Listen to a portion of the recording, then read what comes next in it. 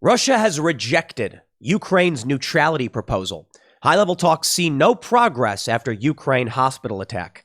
Basically, the Russians are saying, well, we had to attack this hospital. Ultra-right-wing radicals had taken it over. And the West says that's not true. These are just war crimes. And censorship is making it impossible to really understand what's going on. But it's not just censorship. It's fog of war. It's propaganda. And it's manipulation. Right now, in terms of escalation, the story that seems to be the most pressing is that China has threatened retaliation if U.S. sanctions Chinese firms for working with Russia. The United States has threatened China that these firms are effectively helping Russia bypass all of these sanctions, and the U.S. will enact swift and devastating penalties against these Chinese firms. China says they've accused the U.S. of dangerous biolabs, operating them in response, and called the U.S. an empire of lies. Well, the U.S. certainly lies all the time. Jen Psaki just lied recently about the Florida Don't Say Gay bill, and it becomes increasingly difficult to lend any credibility to the U.S. government when they lie all the time. Now, don't get me wrong. China and Russia are lying all the time, too. And we here, regular folks, are just caught in the middle. But right now, it seems that there is a very real risk of escalation. With Chinese bank sanctions, we're now getting reports of mass censorship across the board. Even DuckDuckGo, known for allowing you to get unfettered, unfiltered results, has announced they're going to censor what they say is dangerous Russian disinformation. The game does not work. The U.S. needs to get their head out of their asses because playing the censorship game of spitting on regular people and lying to them makes it hurts your credibility. It makes it harder for you to achieve your goals. It's just so mind-numbingly insane. But there's desperation in the eyes of those in the West. Now, of course, Russia and China are playing their game as well, and they're concerned as well. China's got way more censorship than we do, but we have censorship. Russia has way more censorship in many ways than we do. But of course, every government is trying to play this game, and it never works. Even in China, there are people who are able to get the word across. Even in Russia, people are spreading information. These old boomer age world leaders are dragging us towards nuclear annihilation, and they're too stupid to realize that half of the world has moved beyond this insanity. We have the internet. We have options. Information cannot be stopped. They try to plug all these holes. It just doesn't work. So I'm scared about the escalation. Because you've got China basically saying, we'll retaliate against you if you retaliate against us. This is U.S. and China now coming to odds against each other, entering the Russian invasion fray. And of course, it was inevitable. The dominoes are falling over. The U.S. is currently operating war games in Estonia, firing Stinger missiles, warning Vladimir Putin that NATO will not allow them to invade any NATO territory.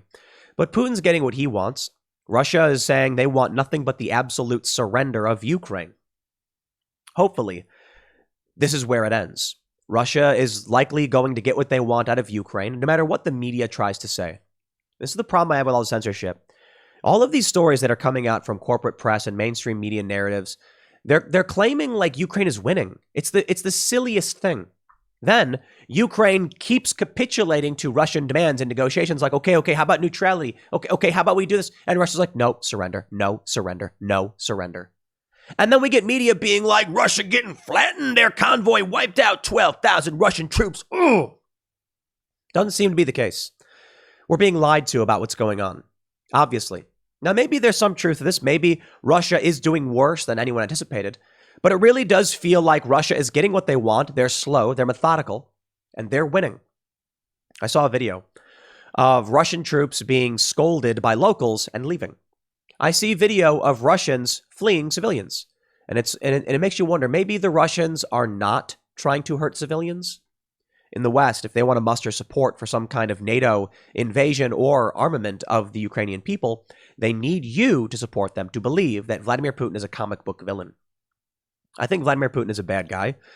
I think he's worse than Joe Biden. I don't like Joe Biden. I think Joe Biden's crooked. I think Vladimir Putin is despotic. I think Xi Jinping is despotic. I think the Democrats as a whole are corrupt and crooked. We got a big group of bad people leading this world towards chaos, to put it simply. But I got to admit, at least I can count on Joe Biden having interest in this country, right? He wants his house to still exist. He wants to be able to buy food. And therein lies the big challenge with war. A bunch of corrupt world leaders all fighting each other and lying to each other. And then you got to figure out which one's telling the truth. Good luck, man. Good luck. Well, let's get started by talking about what's happening with the U.S. threatening China. Now, of course, we've already seen CNBC highlighting that China is threatening retaliation. Before we get started, head over to timcast.com and become a member if you want to support our work.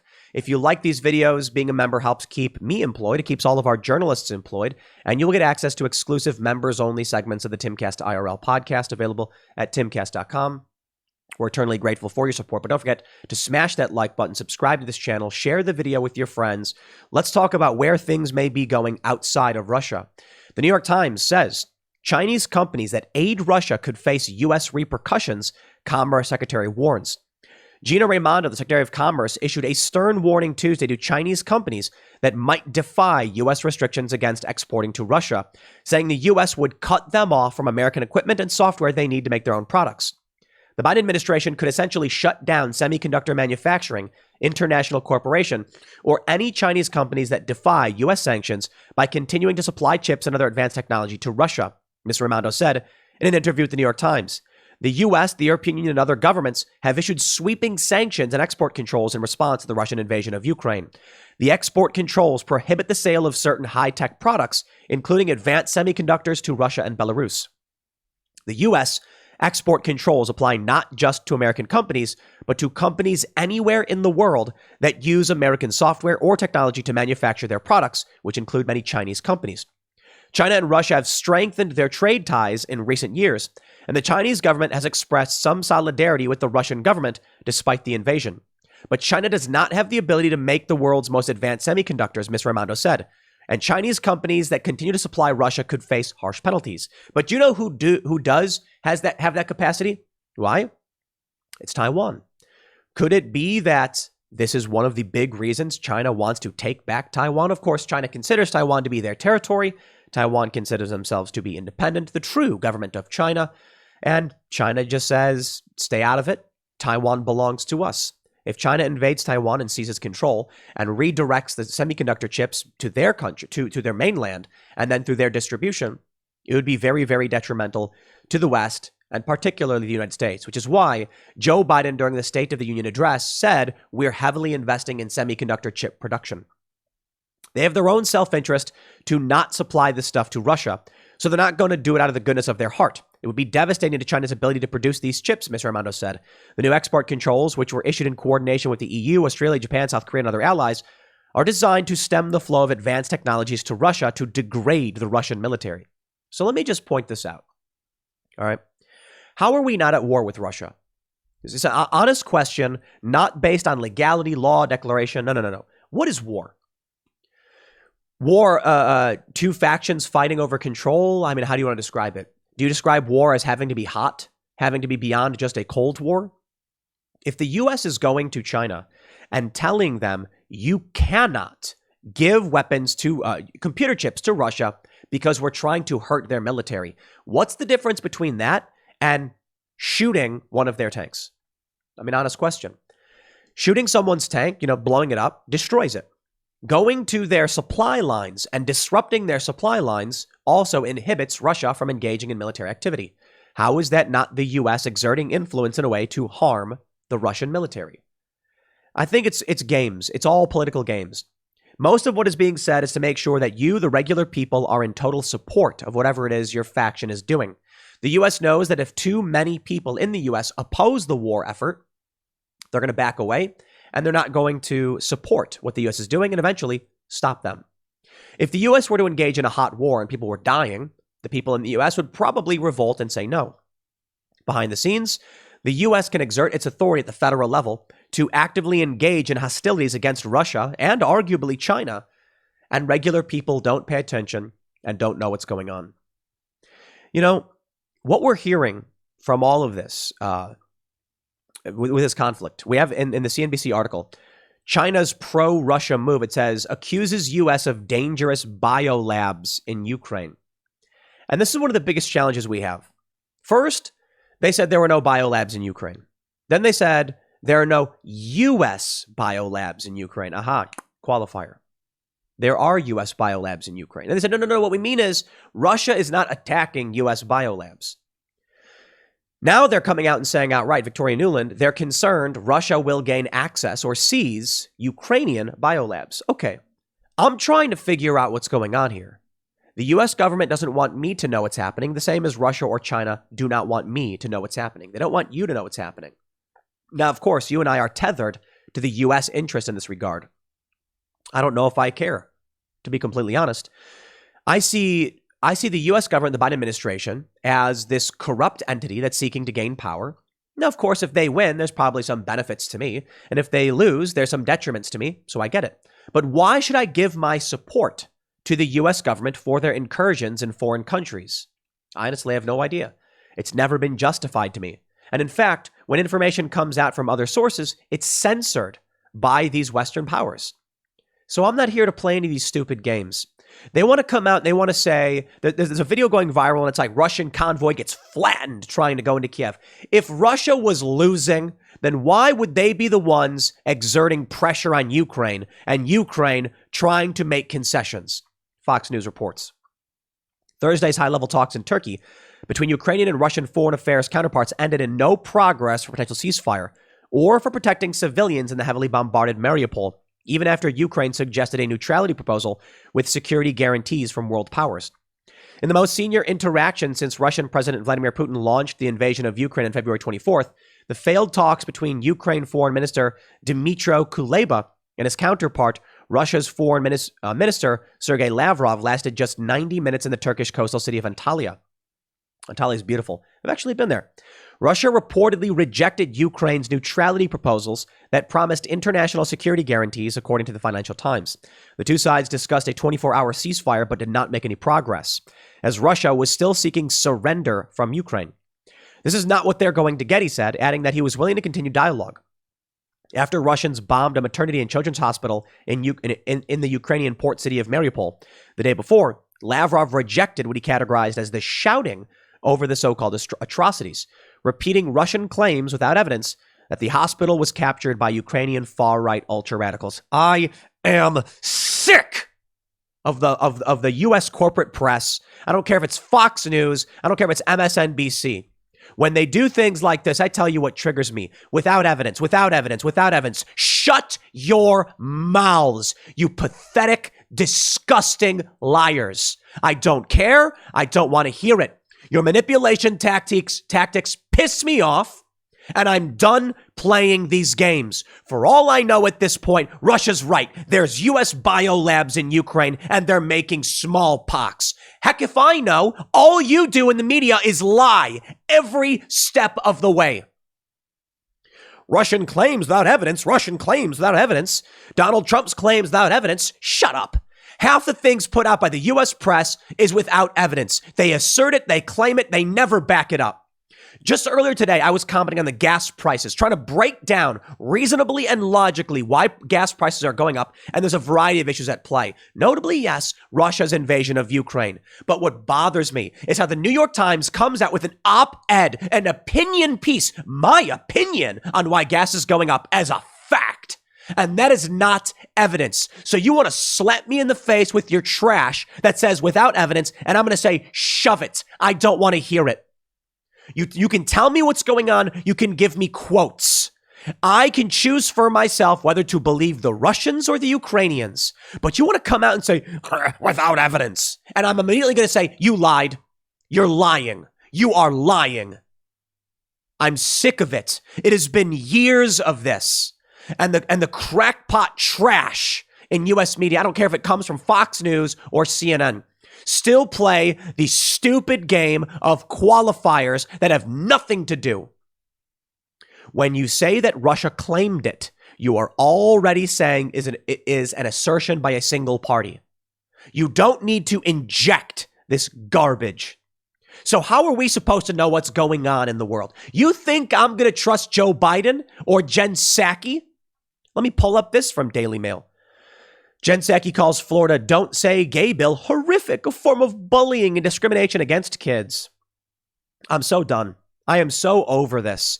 These people have no respect for you. They have no respect for me. They have no respect for the American people. They have no respect whatsoever. They treat us like cattle, like chickens, marching around like morons, expecting us to lay down our lives, the lives of our children, our tax dollars, our labor, so they can spit in our faces. There is no such thing as a don't say gay bill. The bill in Florida has nothing to do with this. You might as well call the bill the Don't Say Straight bill, because the bill equally prohibits discussions about heteronormative relationships as it would any other relationship, because it's basically just saying, hey, no sex ed for third graders or for preschoolers. Fourth grade, you're good. The bill is basically just about making sure parents are informed. The bill's this, it's this simple. Parents must be informed about what their kids are being taught, and no sex ed for preschool through third grade. Jen Psaki of the White House comes out and says all of the lies. She backs up all the lies. Okay, Jen, you're a scumbag. You're a liar. You're a piece of trash. And I'm going to go ahead and assume everything you say is a lie. You lie. You're a liar, period. You want to come out and talk about Russia? Don't care. You're a liar. You have zero credibility. So does Joe Biden. So does everybody else. Don't get me wrong. You think I'm going to give a lot of credibility to Donald Trump? That ain't true either. Republicans, that ain't true either. I think the Republicans are complete trash. You got a small handful of Republicans that I think are doing okay. You got some Republicans that just want to save face because they've made mistakes in the past and they're trying. For the most part, we are led by morons and psychopaths. You know, here's the issue I have. You want to come out, Jen Psaki? You want to come out, Kamala Harris, Joe Biden? Why don't you be honest? Why don't you be honest? Ladies and gentlemen, here's how I do it. We have very serious issues with the conflict in Ukraine. The U.S., of course, has military interests with Ukraine, and Russia is also equally concerned about this territory. There are two NATO countries on the border with Russia. Russia is not happy about that. It's Estonia and Latvia. The U.S. is seeking to bring Ukraine into the fold so we can expand our sphere of influence. The goal is that the more countries we have working within our sphere of influence, the less likely there is for there to be war, and the more likely there is to be better trade and higher quality of life. At least that's what we believe. Russia opposes this because Vladimir Putin wants to restore to what he sees as a bit more of the Russian Empire. He wants that great strength back. He doesn't want to be bullied. Now, truth be told, the United States has played dirty games with trying to offset Russia's monopoly. There is a conflict here that's been budding for some time. In fact, the conflict's been existent since the fall of the Soviet Union. Just be honest. I get it, man. The powers that be, they think you're morons, and they don't want to tell you. The other issue is they know that we all have conflicting interests. Some people in this country, in the United States, work in oil. Some people work in solar. Some people work in environment. And our interests may not align. If they were to come out and tell you the truth, they'd lose votes. If they were to come out and tell you the truth, it would just sow division between the people saying, yes, no, yes, no. So they lie. Jen Psaki coming out and pushing lies about don't say gay. If you're going to lie about something as irreverent, nonsensical as this bill, why would I trust you when it comes to something serious like war? From the Daily Mail, we will defend every inch of NATO. Kamala issues warning to Putin from Poland, and U.S. troops fire Stinger missiles in war games in Estonia alongside 13,000 troops from 13 countries. Amid fears, Eastern Europe could be Russia's next target. Last week, it was reported that there was a Minuteman III ICBM test. Biden was canceling it. He was canceling it because he wanted to de-escalate tensions. Now, I don't know if canceling a missile test de-escalates anything, but I said, I appreciate the sentiment, right? They're trying something. They don't want to do this missile test. Russia might get pissed off about it. Okay, let's simmer things down. What is this?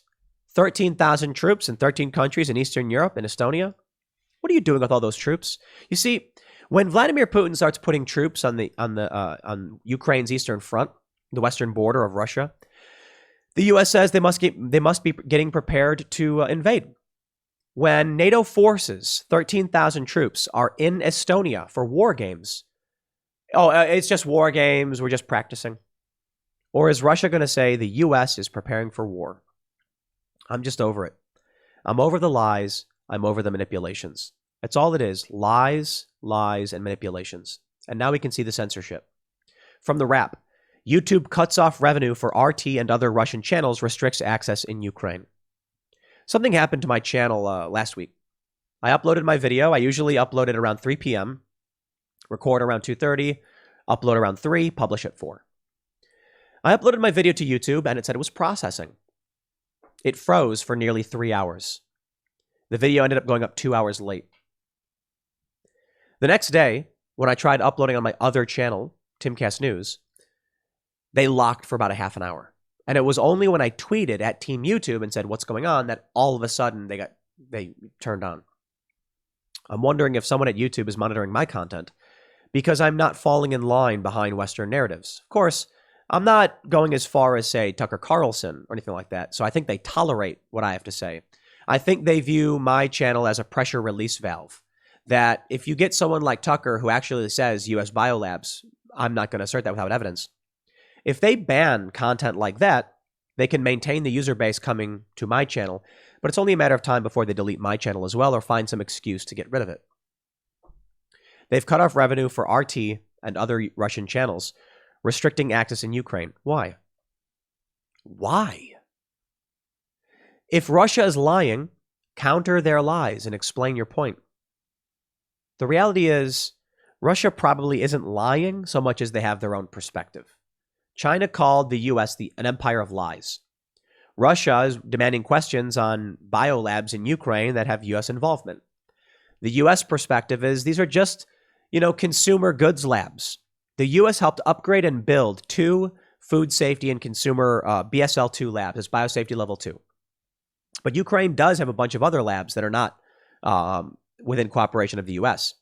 The U.S. says Russia is pushing disinformation about the biothreat reduction program that the U.S. has been involved in. Who do you believe? I'd like to believe the U.S. because I like this country. I think America is the best. I'd like to believe it, but Jen Psaki and Joe Biden and the bureaucratic state are all just liars. The individuals, January 6th, people like Adam Schiff and James Clapper, they just lie about everything. So I can't believe them. When they shut down and censor content, I can only assume it's because they're lying about everything. Kevin Rothrock, verified Twitter user, and it says, wrong and personal views, awful jokes from the serious Medusa EN editor. Medusa, I believe, is an outlet, the Russia guy. He says, Google has now suspended monetization on YouTube for all users in Russia. Applies to other services as well. That's a whole creator industry up in smoke. No way these guys can make up that revenue on Vkontakte and the like, however you pronounce it. So they're censoring more channels. We have this story.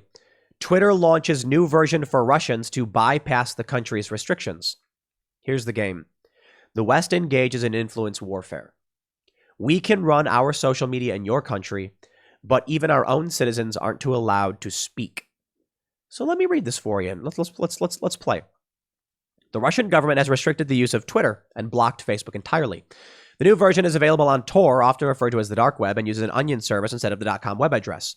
Regular websites, including Twitter.com, are also accessible on Tor, but the onion versions are made specifically for Tor and prevent the site from being spoofed by malicious actors.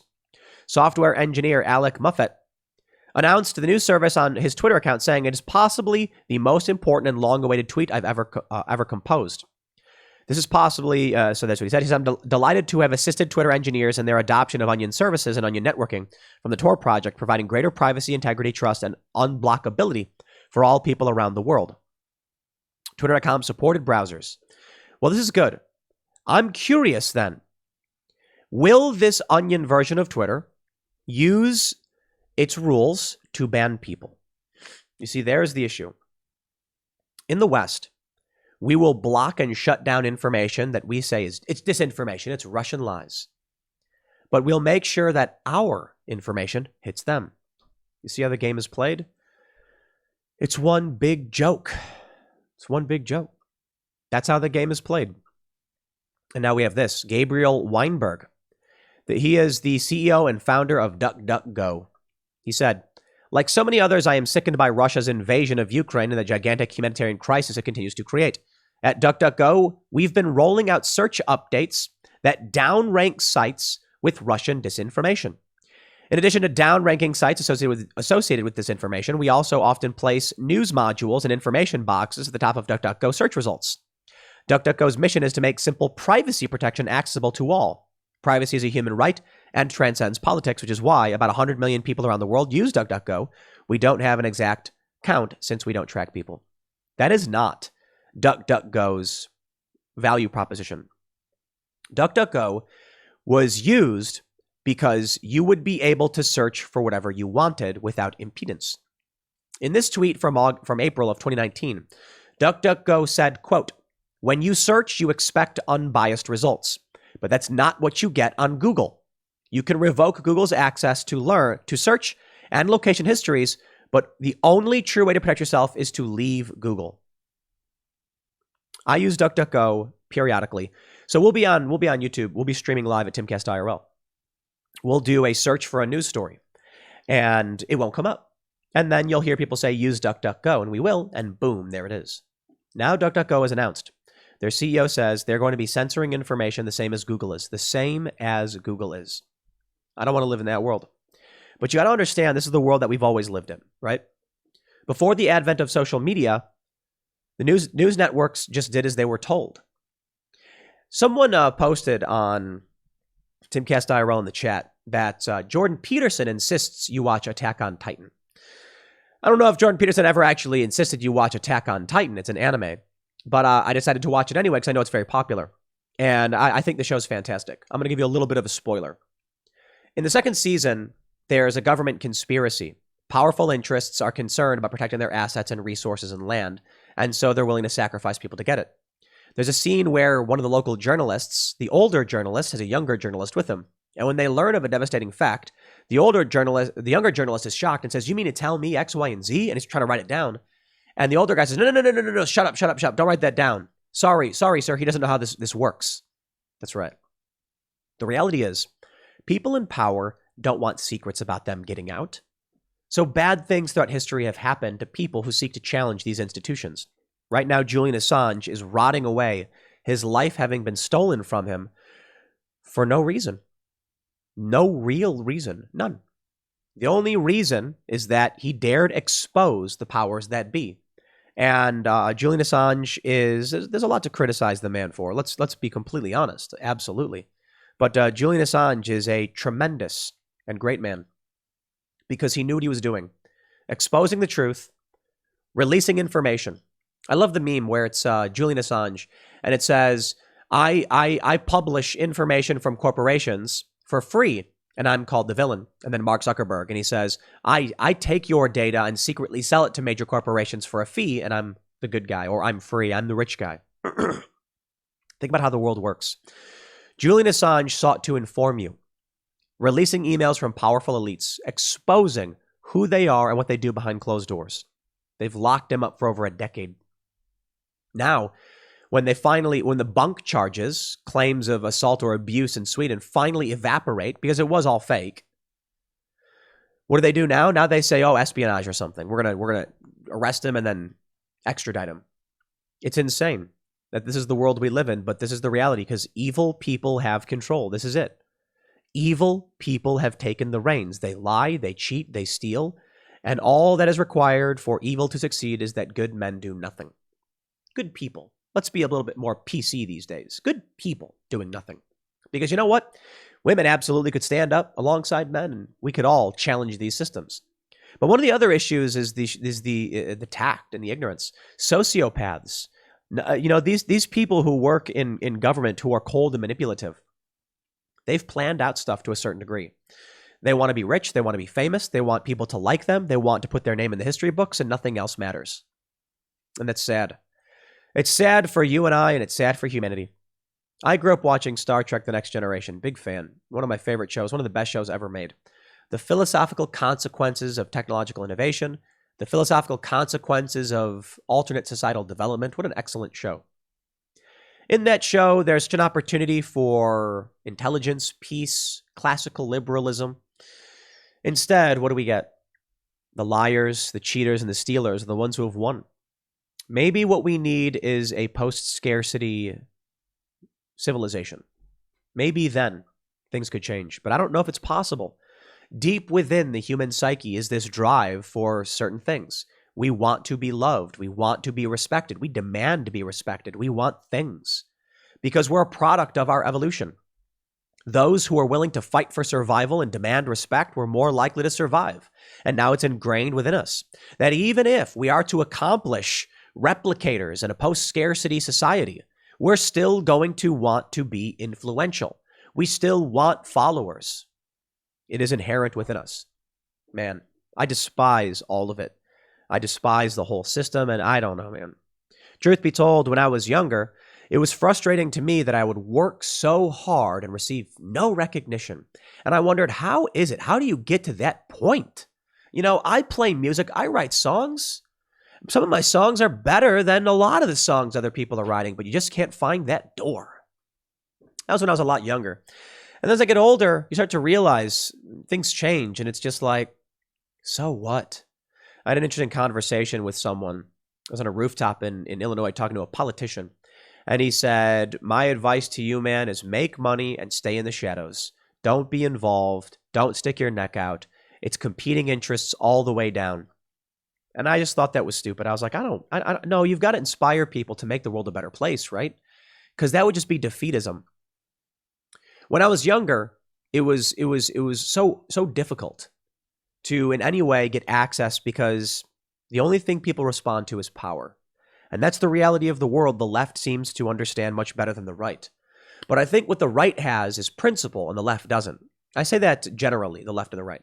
What I mean by that is the right understands that power is something to be wielded, right? But they also believe that there exists something outside of all of us and that people are deserving of some kind of equal access to these rights.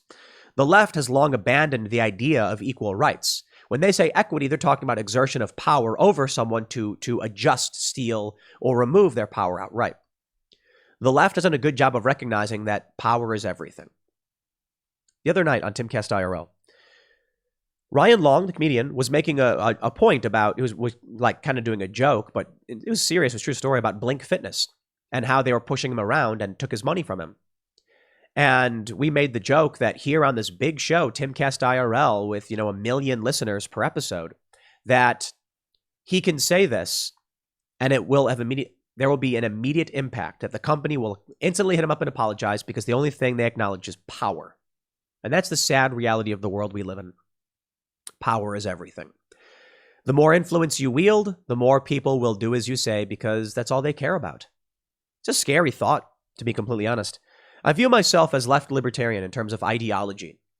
And left libertarian ultimately means that, for someone like Ron Paul, I respect him. If Ron Paul and I argued about certain issues, I know that at the end of the argument, his simple answer is, I'm going to leave you alone to do your thing. And I'm like, I can respect that, right? But when I look at more of a left libertarian worldview, it's more cooperative. And we have, maybe it's just idealistic. That I'd like to live in a society where we all recognize that we have rights, and those rights are the life, liberty, and the pursuit of happiness. And we also need to learn how to live and work together. And I'm not a big fan of outright laissez-faire capitalism. The problem is the people who purport to be on the left today have embodied fascism in the sense, the fascistic ideology of there is no truth but power. Power is real. Power can be wielded. Power can get you what you want, but power is not truth. In fact, oftentimes power suppresses truth. I'm a fan of truth. And I believe the truth will set you free, which is why I'm so just frustrated with the constant manipulations, the fake news, the lies, which is why it's so disheartening sometimes to see that those who lie the most get all of the rewards. How do you rectify that? I honestly don't know. But I'll leave it there. Hopefully the truth does set us free. Next segment's coming up tonight at 8 p.m. over at youtube.com/TimcastIRL. Thanks for hanging out, and I'll see you all then.